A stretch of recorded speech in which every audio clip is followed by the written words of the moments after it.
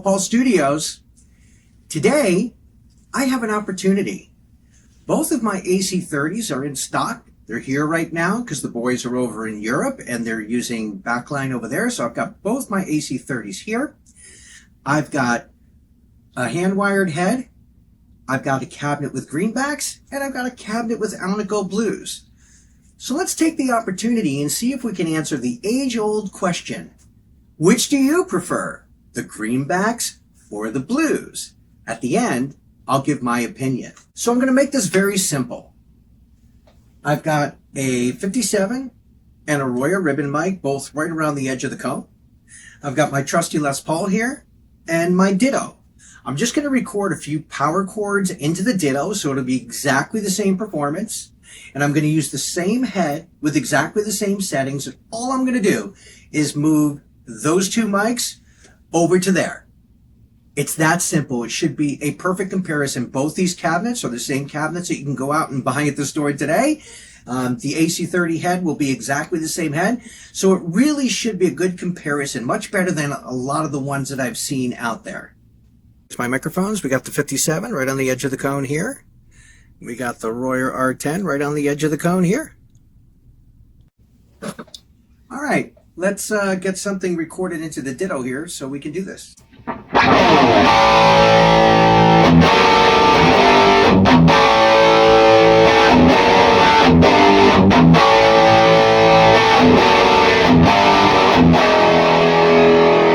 That sounded good enough for everybody's as geeky as me. Here are the settings that I'm using on the AC30. I'm plugged into the top boost channel.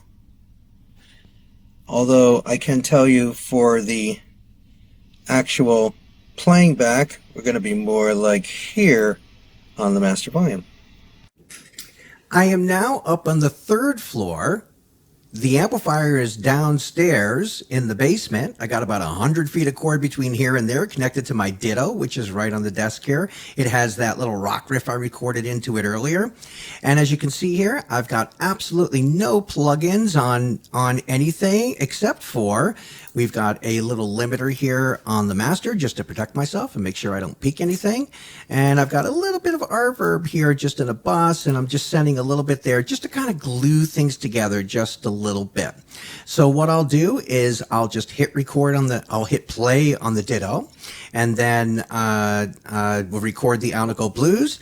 I'm going to measure everything, and I'm going to put the mics in exactly the same place on the Greenback cabinet, and then I'll record the same exact riff the same exact way into the Greenback cabs, and then I'll play it back for you, and I'll do the 57s and the ribbon mic separate so you can hear that separately, and then I'll just kind of go back and forth a little bit. And remember, these are the same exact cabinets you can go to the store and buy today.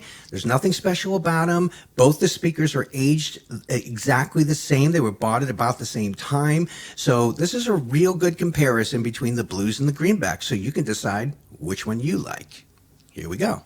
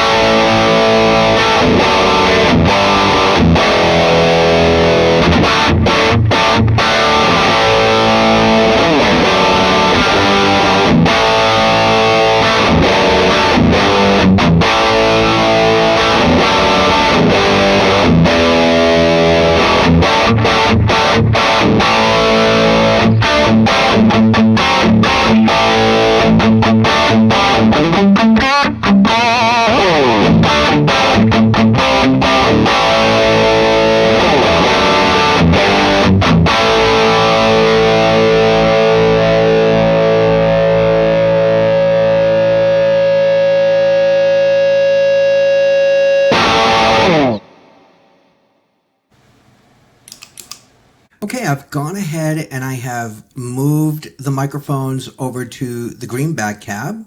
So we're going to go ahead and record that now. Same deal, no plugins, no nothing. 57 ribbon mic. We're recording the Greenbacks now. Here we go.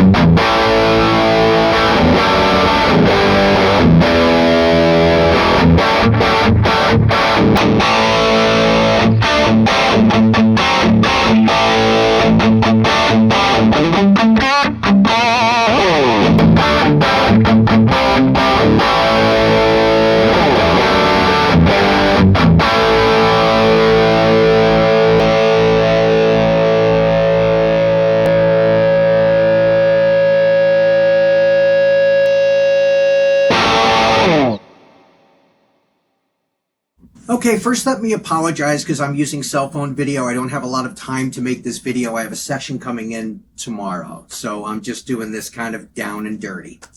So what do I think?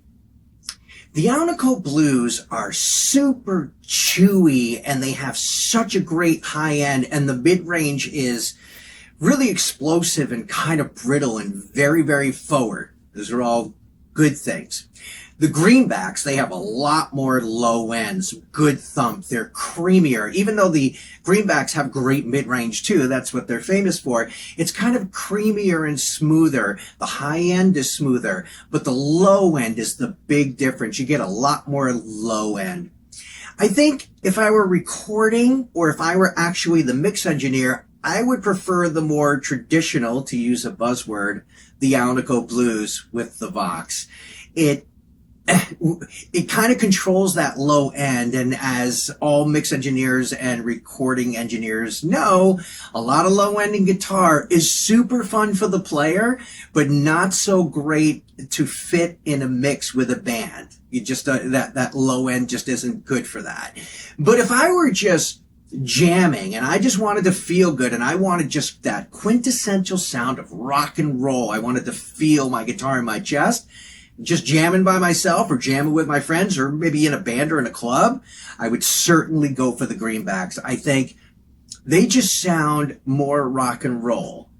Those Alnicos are very expensive speakers and they kind of sound that way, and the Greenbacks just rock out. So let me know what you think in the comments below. I'm looking forward to what you guys think.